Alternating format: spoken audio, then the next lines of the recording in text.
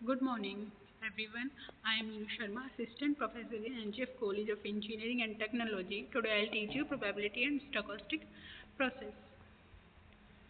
First, introduction of probability through sets and relative frequency. First हम पढ़ेंगे experiment क्या होता है।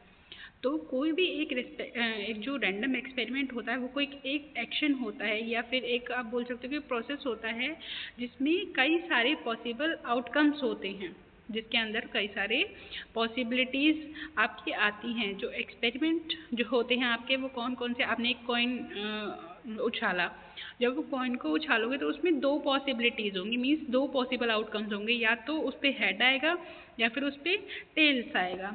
अब ऐसे ही आप एग्ज़ाम मार्क्स का लेते हो कि अगर भी आपके एग्ज़ाम है, आपके एग्ज़ाम मार्क्स क्या, तो आपको जो एक एग्ज़ाम होता है वो टोटल 100 मार्क्स का होता है या फिर 70 का है, तो आपकी जो उसकी पॉसिबिलिटीज़ होंगी वो 0 to 70 होंगी, और अगर आपका 100 मार्क्स का है तो वो 0 to 100 होंगी। ऐसे ही आपका ग्रेड्स का आता है कि भाई आपको ग्रेड मिलती हैं। ग्रेड क्या होती है आपकी ए प्लस बी सी डी, जहाँ तक भी आपकी ग्रेड्स है, जैसे आपकी डी तक ग्रेड्स होती है, तो आपकी जो पॉसिबिलिटीज़ होंगी कोर्स ग्रेड्स में वो सिर्फ क्या होंगी ए बी सी डी, या तो आपको ए मिलेगा या फिर बी मिलेगा या सी मिलेगा या फिर डी मिलेगा। उसके बाद आता है आपका सैम्पल स्पेस। सैम्पल स्पेस क्या होता है, जो आपकी टोटल जो आउटकम्स होते हैं, जो नंबर ऑफ़ आउटकम्स होते हैं उनका एक सेट आपका क्या होता है, सैम्पल स्पेस होता है। और जो आपके आउटकम्स होते हैं वो क्या होती है, सिंपल इवेंट्स होते हैं। ठीक है, क्या होते हैं वो, सिंपल इवेंट्स होते हैं। अब जैसे आपने एक रोल को उछाला, एक डाइस को रोल किया। जब आप एक डाइस को रोल करोगे तो डाइस में कितनी पॉसिबिलिटीज़ होंगी। जो डाइस होता है आपके उस पर 1 होता है, 2 होता है, 3 होता है, 4 होता है और 5 होता है और क्या होता है 6 होता है। तो जैसे ही आप अपना डाइस को रोल करते हो तो आपकी जो वहाँ पे पॉसिबिलिटीज़ होंगी वो 6 तक होंगी, और वो सारी ही अगर आप एक साथ एक सेट बना देते हो तो वो क्या बन जाएगा, आपका एक सैम्पल स्पेस बन जाएगा। ठीक है, उसके बाद होता है सैम्पल स्पेस। वही सैम्पल स्पेस क्या होता है आपका कि एक लिस्ट होती है या फिर एक आपका सेट होता है, जितने भी नंबर ऑफ़ इवेंट्स होते हैं आपके किसी भी एक एक्सपेरिमेंट के अंदर, उन सभी का जो एक सेट होता है वो क्या होता है, आपका सैम्पल स्पेस होता है। नेक्स्ट आती है आपकी एक्सियोम्स। प्रोबेबिलिटी की भी कुछ एक्सियोम्स होती हैं, वो क्या हैं, जो फर्स्ट है आपकी वो है P A, probability of A. Means देखो सबसे पहले ये पढ़ो, for any event A V assign a number P A. ठीक है, कोई भी एक इवेंट है उसके लिए जो आपने प्रोबेबिलिटी असाइन की है उसको क्या लिख रहे हो आप, P of A, called the probability of event A. वही पी ए जो आप लिख रहे हो वो क्या है, आपकी प्रोबेबिलिटी है किसी एक इवेंट की।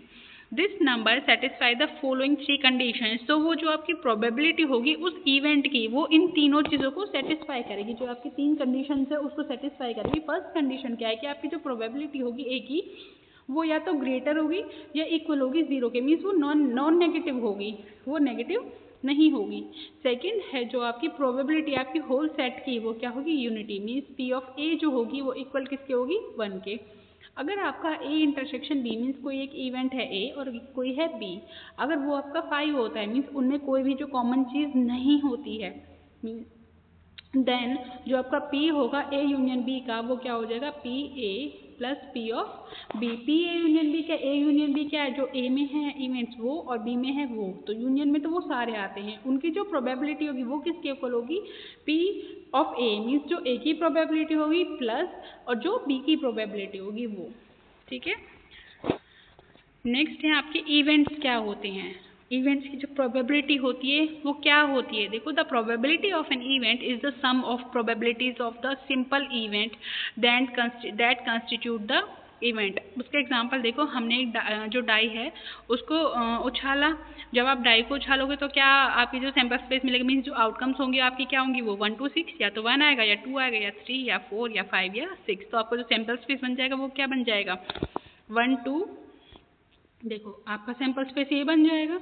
उसके बाद देखो जो प्रोबेबिलिटी होगी आपकी 1 की, 1 के आने की प्रोबेबिलिटी कैसे निकालते हैं आप, number of outcomes upon total number of outcome.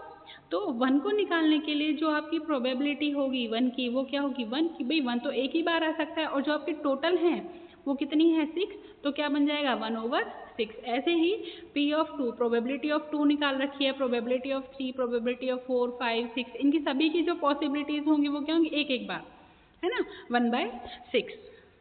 उसके बाद देखो,